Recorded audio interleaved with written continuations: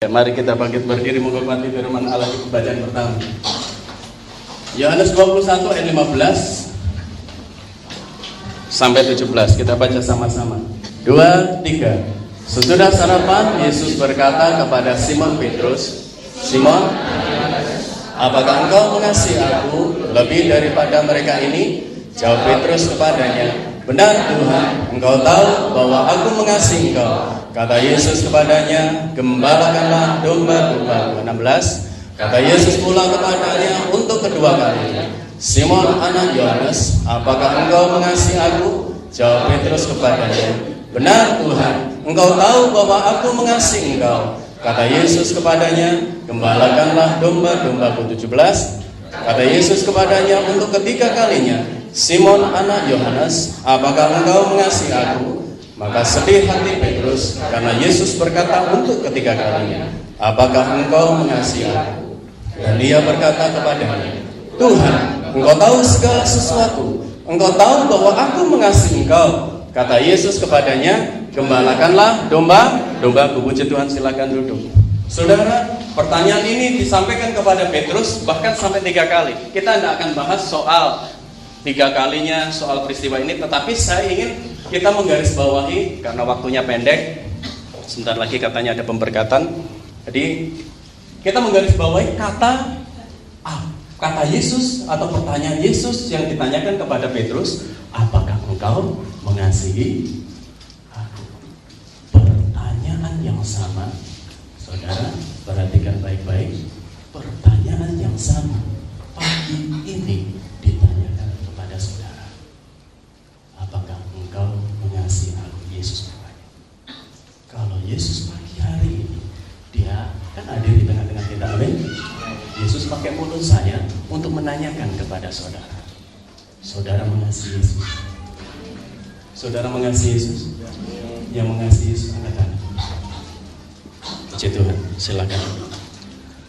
Saya mau tanya, saudara di sini siapa yang rajin baca Alkitab setiap hari? Jujur, nggak usah malu. Yang baca Alkitab siapa? Yang baca Alkitab seminggu 4 kali. Yang baca Alkitab seminggu 2 kali. Yang baca Alkitab seminggu 1 kali. Masa seminggu 1 kali enggak? Berarti saudara kalau di gereja tidak pernah bawa Alkitab. Coba ulangi lagi. Siapa yang baca Alkitab setiap hari? Bapak Ibu pendeta tidak usah angkat tangan ya. Itu udah pasti kerjaannya gitu ya. Coba baca Alkitab setiap hari, angkat tangan. 1, 2, 3 sekian. Ya sudah. Saya ingin ajak saudara melihat Yohanes 1 ayat 1. Mari baca. Mari cepat. Cepat baca saudara. Tolong tayangkan segera. Yohanes 1 ayat 1.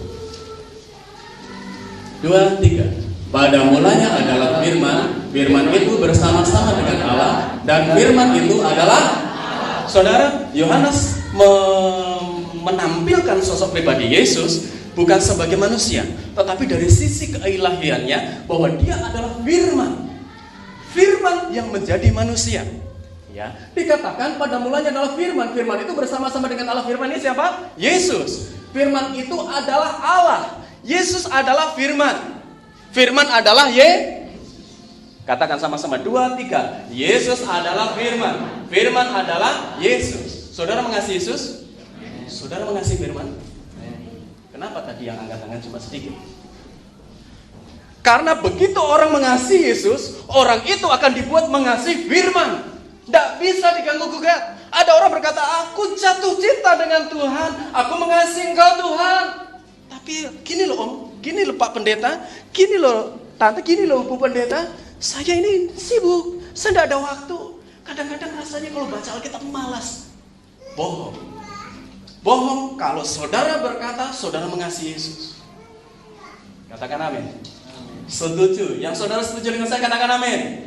Karena apa? Firman Allah jelas mengatakan firman itu Yesus. Kalau saudara mengasihi Yesus, saudara akan dibuat oleh Yesus untuk mengasihi firman-Nya. Tidak bisa dipisahkan. Orang seringkali pisahkan Yesus, firman. Ya. Mengasihi Yesus, tetapi firman nanti dulu lah. Sekarang Tuhan bukan yang buat kita. Amin. Amin. Mulai sekarang saudara mau mengasihi firman? Mau mengasihi firman? Angkat tangan. Ya, puji Tuhan. Ya, mungkin Bapak Pendeta besok minggu depan tolong tanyakan, siapa yang sudah mulai setia baca Alkitab setiap hari? Siapa yang sudah mulai jatuh cinta dengan firman? Ya. Karena ini kunci. Saudara tidak bisa pisahkan. Saudara bisa, mungkin boleh baca Alkitab, kitab suci atau HP suci Anda. Ya, sekarang jadi HP suci karena banyak HP yang diisi Alkitab. Yang jelas adalah kalau ada firman, jangan pernah lepas dari firman. Nanti kita akan lihat lebih jauh, ya. Karena kita tidak bisa mengatakan mengasihi Yesus, tetapi tidak mengasihi firman. Coba bagi Yohanes 14. Mari kita baca Yohanes 14 ayat 15. Ini lihat. Ini semakin diperluas kepada kita. Yohanes 14 ayat 15. 2, 3. Jikalau kamu mengasihi aku, kamu akan menuruti segala perintahku. Perintah ini siapa? Perintah ini siapa? Firman. Perintah kan firman. Ya, firman Allah sendiri, perintahku, suara Tuhan yang tertulis dalam Alkitab saudara. Ini suara Tuhan. Ini firman. Jadi kalau saudara berkata mengasihi Yesus, saudara pasti menuruti segala perintah. Bagaimana kita bisa menuruti perintah kalau kita tidak baca? Saudara beli alat mesin cuci baru, mesin cuci yang terbaru, keluaran terbaru. Saya percaya saudara pasti, ini buat apa tombol ini, buat apa, bagaimana pengoperasinya, cara bekerjanya bagaimana. Saudara butuh buku manual yang harus saudara baca, cara pemakaian. Akan diberikan perintah, tombol ini berguna untuk ini untuk ini, tempat sabun dan sebagainya. Dengan membaca buku manual, saudara akan tahu, saudara akan mengerjakan hal yang benar. Firman Allah ini buku manual dari Allah. Ini perintahnya. Saudara harus baca. Supaya apa? Saudara bisa melakukan. Kalau saudara tidak baca, bagaimana saudara bisa melakukan? Amin. Amin. Amin. Paham ini? Siapa yang mengasihi Tuhan? Ya. Siapa yang mengasihi firman? Ya, mulai banyak, penuh sekarang. Ya, puji Tuhan. Nah, saudara dikasih oleh Tuhan, mengasihi Tuhan disertai dengan taat kepada Tuhan. Coba baca 1 Yohanes 2 ayat 5. Mari cepat. 1 Yohanes 2 ayat 5. Mari kita baca. 2, 3. Tetapi barang siapa menuruti firman-Nya, di dalam orang itu sungguh sudah sempurna kasih Allah. Dengan itulah kita ketahui bahwa kita ada di dalam. Amin. Saudara ada di dalam Dia. Kalau saudara mengatakan ada di dalam Dia, coba ayatnya baca. Coba kita lompat dulu ayat 6. Ayat 6. Nanti tolong kembalikan lagi ya. 2, 3. Saudara tadi kan mengatakan ada di dalam Dia, betul? Amin. Ayo. Ini kalau saudara ada di dalam Dia, ini pasti seperti ini. 2, 3. Barang siapa mengatakan bahwa ia ada di dalam Dia, ia wajib hidup sama seperti. Saudara hidup seperti Kristus? Saudara hidup seperti Kristus? Kenapa belum? Hah? Mengarah ke sana. Lalu bagaimana caranya mengarah ke sana? Ya? Maaf saya ke bawah saja ya Pak. Saya merasa jauh. Bagaimana caranya bisa ke sana? Bagaimana caranya? Iya, firman Tuhan. Jadi kalau saudara berkata ada di dalam Dia, saudara wajib hidup sama seperti Kristus telah hidup. Bagaimana kita hidup sama seperti Kristus hidup? Ya ini, di ayat 5. Barang siapa menuruti firman-Nya, ia ada di dalam orang itu sudah sungguh sempurna kasih Allah. Kalau saudara mengatakan, aku mengasihi Allah, pasti saudara menuruti firman-Nya. Bagaimana menuruti? Baca dulu. Baca dulu buku petunjuk ini. Supaya saudara tahu apa yang harus saudara lakukan hari ini. Banyak orang langsung dirangkum. Seminggu ini saya baca langsung 7 pasal untuk seminggu. Ya. Kalau makanan seperti itu busuk enggak? Oh, kalau firman Allah enggak pernah busuk. Tapi kan enggak bisa seperti itu. 7 Tuhan ada banyak kali berbicara hari ini tentang kasih, belum tentu besok bicara tentang kasih. Hari ini Allah berbicara tentang kasih, ada kalanya besok dikatakan apa? Rendah hati. Besoknya lagi ada mengatakan belas kasihan, miliki belas kasihan. Berbeda, hari demi hari Allah memakai saudara dan saya dengan firman yang berbeda. Itulah hidup kita, hidup yang bisa memberi warna. Nah saudara dikasih Tuhan, ini yang terjadi, ini yang kita lihat. Kehidupan kita tidak bisa lepas dari firman, ya. Kita tidak bisa lepas dari firman, karena firman segala-galanya dalam kehidupan kita. Mari kita lihat di dalam Yohanes 14 tadi, sekarang ayatnya yang ke-24. Yohanes 14 ayat 24. Mari lihat. 2, 3. Barang siapa tidak mengasihi aku, ia tidak menuruti. Ini jelas.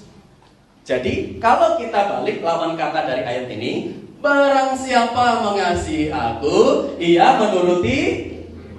Betul? Amin. Bagaimana caranya menuruti?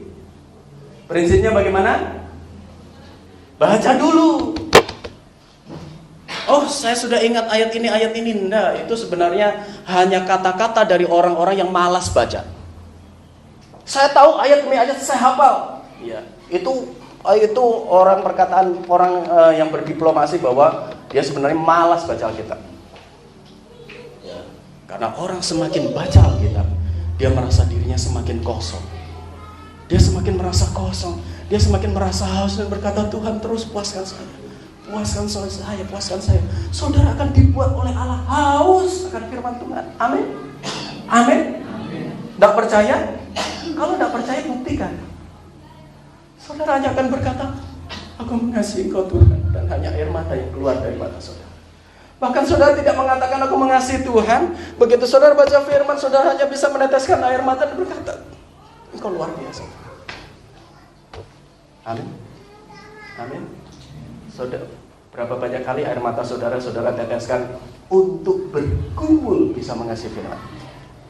Karena apa? Banyak anak Tuhan mencurahkan air matanya hanya untuk bergumul, untuk masalahnya, sakit penyakitnya, pergumulannya, hanya untuk supaya Tuhan, apa yang Tuhan ingin lakukan buat saya. Tanpa pernah dia berpikir, ini air mata saya Tuhan, karena saya ingin, apa yang saya ingin bisa buat untuk Engkau Tuhan. Katakan amin. Katakan amin yang setuju dengan saya. Amin. Ya, karena yang saya bicarakan firman, bukan suara saya. Ya. Nah, saudara dikasih oleh Tuhan, mengasihi Tuhan itu tidak bisa hanya diungkapkan, tidak bisa hanya diucapkan, tetapi harus dengan hati. Makanya Petrus ditanya oleh Tuhan, Petrus, apakah engkau mengasihi aku? Itu pertanyaan yang sederhana, tetapi jauh menembus hati yang dalam. Ibarat seperti anak panah yang diarahkan oleh Tuhan, yang Allah ingin pertanyaan itu nanti kena. Banyak kali anak-anak Tuhan tidak peduli yang dilakukan salah atau benar. Yang penting yang aku lakukan membuat aku nyaman, walaupun itu tidak sesuai dengan firman. Makanya kan ngeri. Saya ngeri kalau baca Alkitab. Karena apa? Begitu saya baca Alkitab, yang saya lakukan itu selalu ditegur oleh Alkitab, oleh firman Allah. Nah, ini cara pandang yang harus kita mulai ubah. Tuhan, mulai hari ini Tuhan, aku mengasihi Engkau, dan pasti Engkau akan buat aku mengasihi firman. Amin. Saudara. Mari kita lihat ayat yang berikutnya di dalam ayat yang ke-21. Ayat 21. 2, 3. Barang siapa memegang perintahku dan melakukannya, dialah yang mengasihi aku, dan barang siapa mengasihi aku, ia akan dikasihi oleh Bapakku, dan aku pun akan mengasihi dia dan akan menyatakan diriku kepadanya. Tuhan menyatakan dirinya kepada saudara. Amin. Itu iman kita. Tetapi kita tidak hanya sekedar berkata amin. Mari kita lihat diri kita. Apakah benar selama ini Bapa menyatakan dirinya kepada saya karena Saya sudah melakukan perintahnya, menuruti perintahnya. Ya. Sekali lagi, bagaimana bisa menuruti kalau kita tidak baca apa yang diperintahkan? Ya. Oh, saya tahu ajaran firman Allah tentang kebaikan, mengasihi dan semua saya tahu. Ya, tidak bisa. Baca, Tuhan, apa yang hari ini Engkau mau aku lakukan? Ya.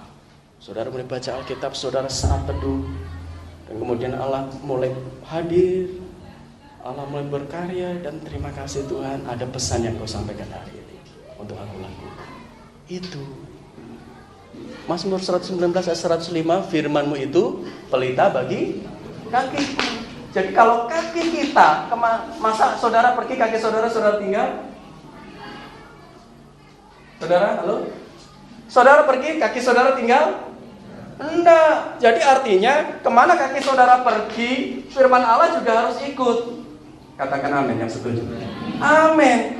Jadi firman-Mu pelita bagi kakiku. Jadi firman itu menjadi terang. Kemana ku melangkah, firman itu terus dekat. Tidak akan pergi lampunya ke sana, kita jalan ke sini. Enggak.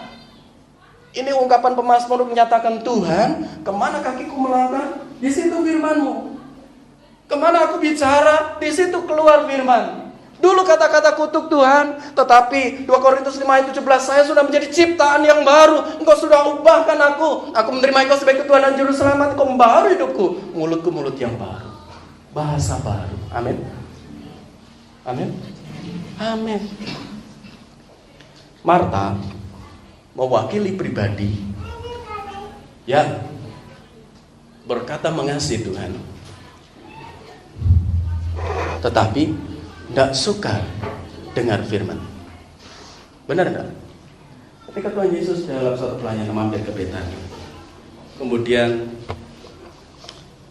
Marta sibuk di belakang, Maria duduk di bawah kaki Tuhan. Marta berkata, Guru, Tuhan, guru saudaraku, dia tidak mau bantu aku.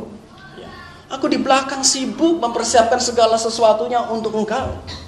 Tegur dia hanya duduk aja di bawah kakimu. Harapan Marta, Yesus akan tegur Maria. Tetapi sebaliknya firman itu kembali ke dia. Ya, mengapa kamu menyusahkan diri dengan banyak perkara? Ya, jadi singkatnya bahwa melayani boleh. Melayani Tuhan sangat bagus. Tetapi mari kita tinjau dalam Roma 10 ayat 1 dan 2. Mari tayangkan. Roma 10 ayat 1 dan 2. Roma 10 ayat 1 dan 2. Mari kita baca 2, 3. Saudara-saudara, keinginan hatiku dan doaku kepada Tuhan ialah supaya mereka diselamatkan. Ayat 2. Sebab aku dapat memberi kesaksian tentang mereka bahwa mereka sungguh-sungguh giat untuk Allah, tetapi tanpa pengertian. Artinya apa? Secara umum orang Yahudi, Paulus melihat keadaan juga orang-orang di Roma, di mana dinyatakan di situ juga untuk memberikan satu penjelasan. Ayat ini disampaikan supaya memberikan gambaran buat mereka. Ada orang-orang yang giat untuk Allah, tapi tanpa pengertian yang benar. Paulus berkata di ayat 1, aku berdoa untuk orang-orang seperti ini, supaya orang seperti ini diselamatkan. Artinya ada orang yang giat untuk Allah, tapi tidak selamat tuh saudara. Karena apa? Karena dia giat untuk Allah, tapi tanpa pengertian. Artinya, giat untuk Allah seperti Marta, tapi dia tidak suka duduk diam di bawah kaki Tuhan. Giat untuk Allah. Saudara boleh melayani di sini, di sana. Saudara boleh dengan air mata saudara di atas mimbar berkata, Tuhan kau baik. Tetapi benarkah dalam hidup saudara sehari-hari saudara mencintai firman? Adakah firman di dalam hati saudara? Melayani boleh, giat untuk Allah sangat bagus, tapi miliki pengertian yang benar. Saya melayani karena saya mengasihi Tuhan. Amin. Amin. Seperti tadi saya dengar Bapak Gembala juga tadi song leader sembahkan. Terima kasih Tuhan untuk korbanmu. Itu ucapan syukur. Ucapan syukur yang membuat saudara, ini Tuhan saya. Karena siapa saya sampai Engkau rela datang menebus dosa saya. Saya menjadi berharga, dulu saya ini tidak layak untuk masuk surga. Tetapi karena gracia anugerah Tuhan membuat saya bisa berdiri di hadapan Tuhan. Amin. Katakan semua karena anugerah-Mu. yang telah selamatkan ku hidup dalam segala kelimpahan. Saudara, kelimpahan, ku layak untuk melayani Tuhan. Karena apa?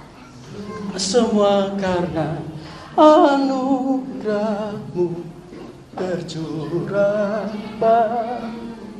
Terus katakan, besar anugerah. Semua karena anugerah Tuhan. Saudara kaya, saudara diberkati, saudara sehat, itu karena anugerah. Saudara bisa berdiri melayani Tuhan. Tuhan ini karena anugerah-Mu. Giatlah untuk Allah, tapi sertai dengan pengertian yang benar. Amin.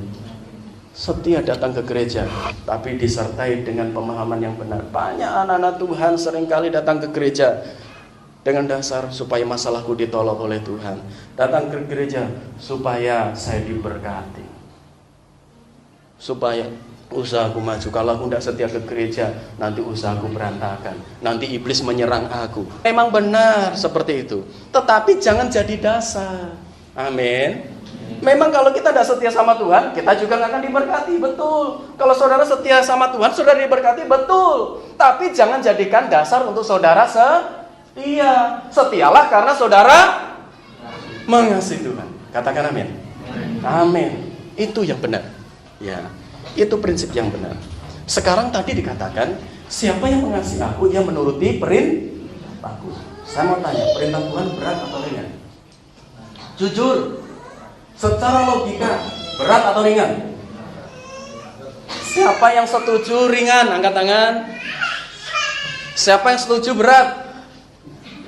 Siapa yang bingung? Biasanya seperti itu ya. Wah, engkau salah jawab. Salah jawab sih tadi. Ayo kita baca. Mari tayangkan. Di dalam 1 Yohanes pasal 5 ayat 3. 2, 3. Sebab inilah kasih kepada Allah, yaitu bahwa kita menuruti perintah-perintahnya. Perintah-perintahnya itu firman Allah bilang apa? Tapi berat enggak? Hah? Berat. Jujur berat enggak? Tapi Tuhan bilang tidak. Yang benar mana? Hah? Yang benar Tuhan, tapi berat enggak? Loh, kalau yang benar Tuhan berarti tidak berat. Lah tapi sebenarnya berat enggak? Tidak berat karena Tuhan menopang. Tadi bilang berat. Oh ya, terima kasih Bapak. Ya, puji Tuhan. Ya, saudara. Secara logika terutama kalau di Matius pasal 5 ayat 4. Bunyinya apa? 2, 3. Tetapi aku berkata kepadamu dan berat apa ringan? Baca ringan. Ngelakoni ya. Saudara, ada orang berkata, sudah Pak Pendeta, saya sudah ampuni dia. Tapi kalau suruh duduk berdua sampingan, maaf ya nanti dulu. Tapi kalau disuruh bicara, enggak apa-apa, saya enggak, jangan dulu lah.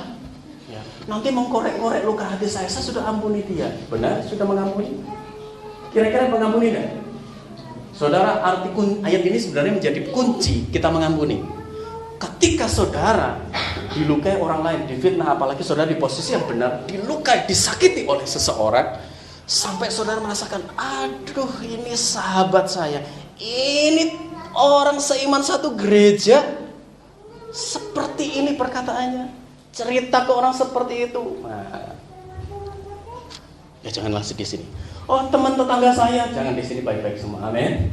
Ya, di sini baik-baik semua. Nah, saudara merasa kok seperti ini ya? Ya.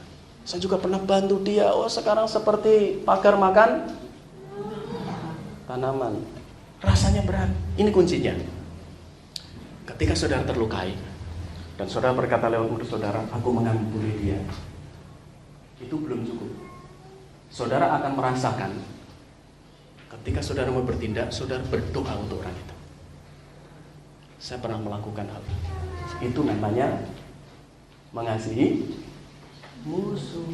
Itu artinya kalau saudara mengampuni ya seperti itu. Kalau sampai saudara bisa berdoa, kan ini kita kan berdoalah, bukan Tuhan pukul dia. Tuhan benar seperti itu kadang-kadang, betul?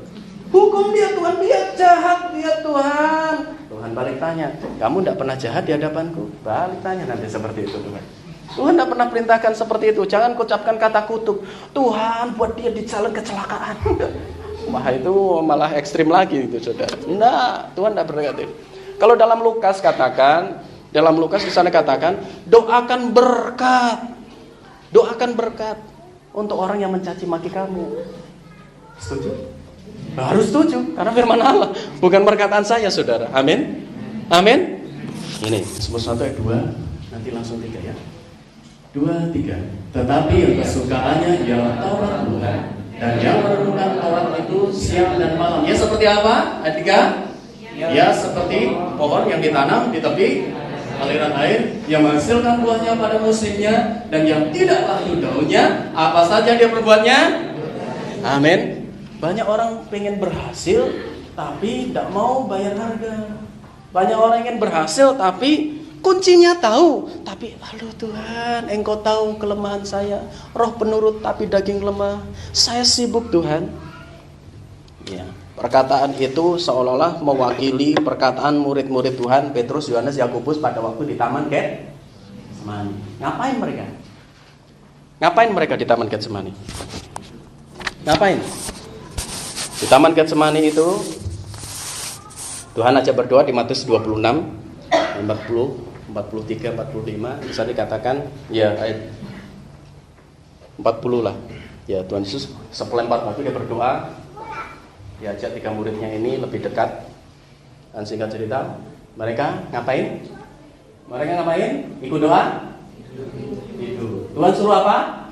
Berdoa. Tapi mereka Tuhan suruh saudara setiap malam berdoa, tapi saudara dijawab doa, puji Tuhan.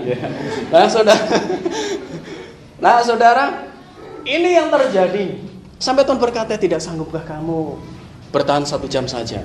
Sekarang secara logika, mari kita lihat secara nalar. Coba saudara baca di dalam Markus 6 ayat 31. Markus 6 ayat 31. 2, 3. Lalu ia berkata kepada mereka, marilah ke tempat yang sunyi, supaya kita sendirian dan beristirahatlah seketika. Sebab memang begitu banyaknya orang yang datang dan yang pergi, sehingga apa? Makan pun mereka tidak. Artinya apa? Pelayanan setiap hari bersama dengan Yesus selalu sibuk, lelah, capek. Buktinya makan aja tidak sempat loh saudara. Secara logika, masuk akal enggak? Kalau tengah malam Yesus ajak doa di Taman Getsemani, mereka tidur. Masuk akal enggak?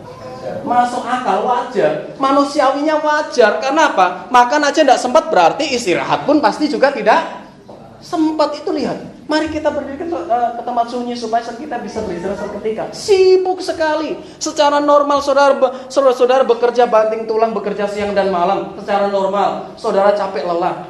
Lumrah enggak kalau saudara, Tuhan capek saya? Lumrah enggak?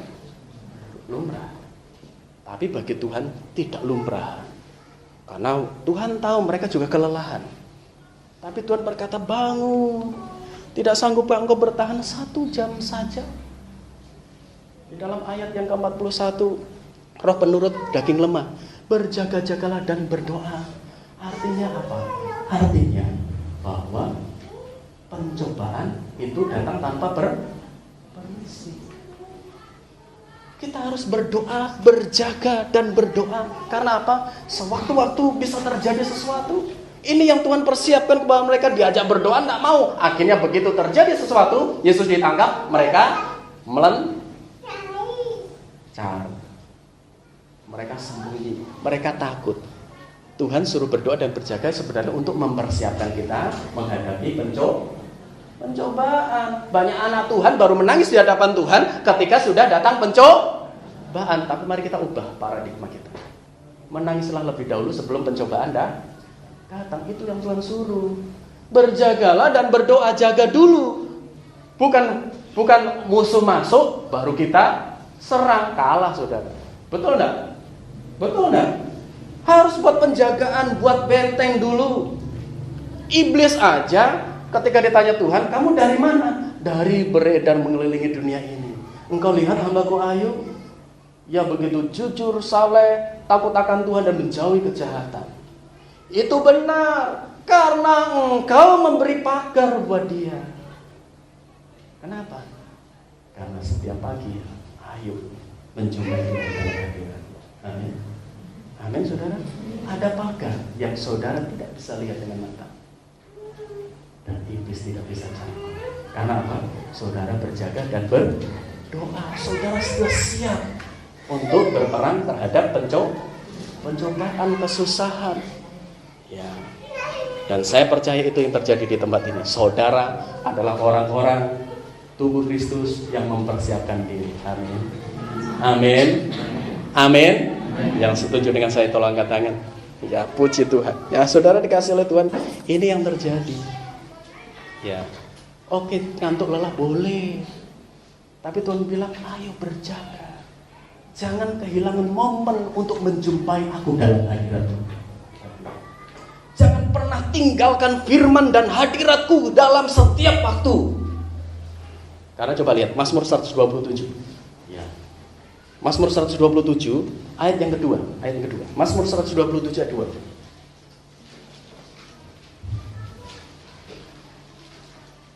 Saudara boleh bangun pagi-pagi, kerja dan pulang jauh malam, boleh.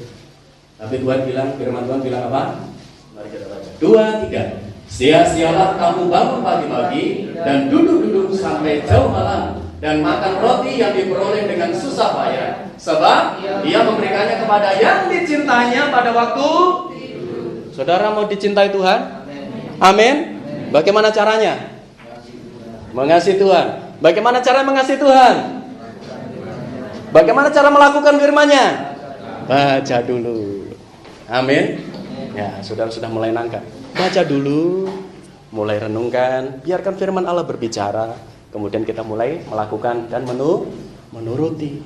Kita akan dibuat menjadi pribadi yang berhasil. Apa yang dikerjakan kita berhasil.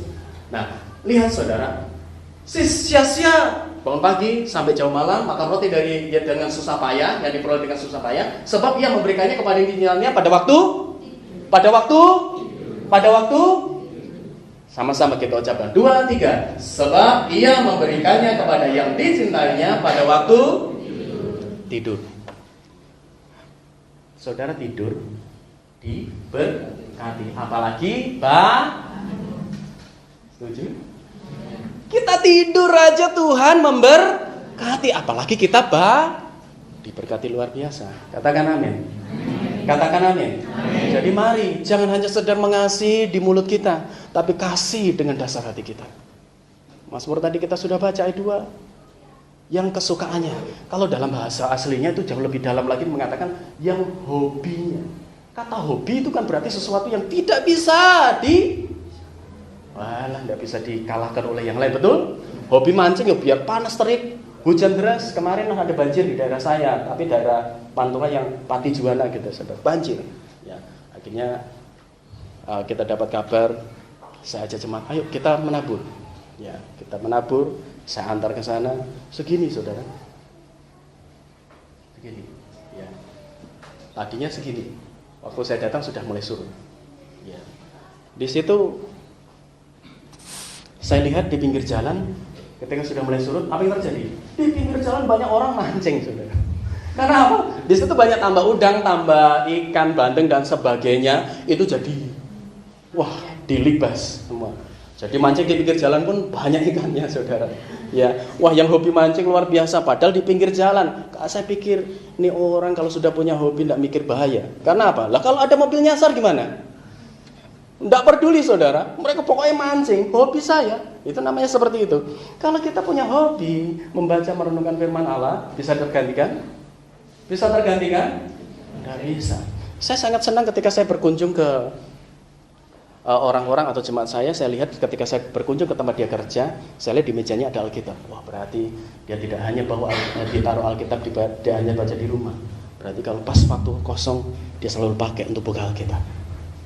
Saya suka itu. Kita contoh yang baik. Amin. Amin. Amin. Setuju? Saudara mengasihi Tuhan? Saudara mengasihi Tuhan? Saudara mau berjaga dan berdoa? Itu ekspresi. Tuhan perintahkan berjaga dan berdoa. Tuhan suruh. Itu perintah Tuhan. Kalau saudara mengasihi, saudara pasti akan melakukan perintah itu. Tidak bisa diganggu. Saudara akan cintai firman Allah karena apa? Ini hobi saya. Saya jatuh cinta dengan firman ini. Mari kita tundukkan kepala kita merenungkan sejenak.